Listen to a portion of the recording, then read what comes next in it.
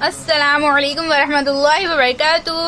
بچوں، آج ہم پڑھیں گے مضمون اردو۔ آج ہم پڑھیں گے علم کا شوق۔ بچوں، یہ ایک ایسے بچے کی کہانی ہے جس کو پڑھنے کا بہت شوق تھا۔ تو چلیے اب ہم اس کہانی کو پڑھتے ہیں۔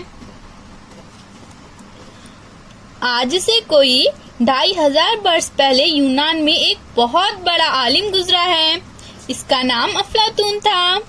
اس کے سینکڑوں شاگرد تھے۔ ایک دن شہر کے سب سے بڑے رئیس نے افلاطون سے درخواست کی کہ وہ اس کے بیٹے کو پڑھا دیا کرے۔ افلاطون راضی ہو گیا۔ رئیس کی ہدایت کے مطابق پڑھائی کے دوران کمرہ بند رکھا جاتا تھا۔ اس وقت کسی کو بھی اندر جانے کی اجازت نہیں تھی۔ رئیس کے بیٹے کا ایک غلام تھا جو اسی کا ہم عمر تھا۔ اسے پڑھنے کا شوق تھا مگر وہ پڑھ نہیں سکتا تھا کیونکہ اس زمانے میں غلاموں کو پڑھنے کی اجازت نہیں تھی۔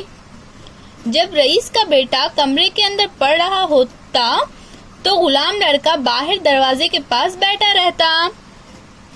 اسے افلاطون کی باتیں بڑی اچھی لگتی تھی۔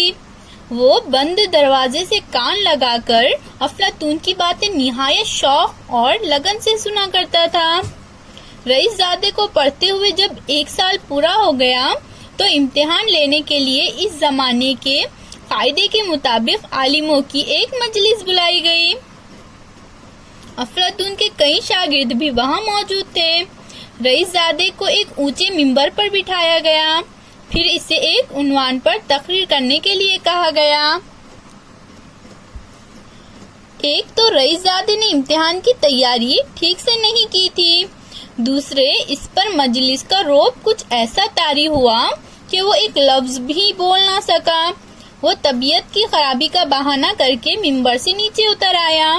افلاطون کو بڑی پشیمانی ہوئی۔ اس نے اپنے دوسرے شاگردوں کو آواز دی، تم میں سے کوئی اس عنوان پر بولنے کے لیے تیار ہے؟ مگر کوئی تیار نہیں ہوا۔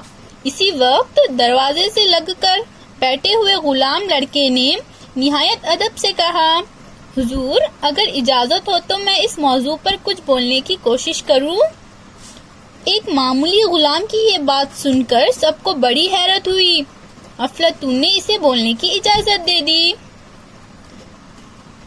لڑکے نے اس عنوان پر ایسی عمدہ تقریر کی کہ لوگ اش اش کر اٹھے۔ اس واقعے سے خوش ہو کر رئیس نے اس لڑکے کو آزاد کر دیا۔ افلاطون نے اسے اپنا شاگرد بنا لیا۔ یہ معمولی غلام لڑکا بڑا ہو کر ارسطو کے نام سے مشہور ہوا اور سکندر اعظم کا استاد بنا۔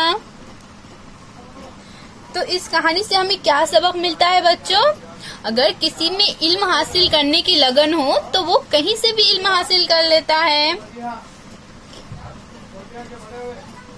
پھر ملیں گے بچوں، اللہ حافظ۔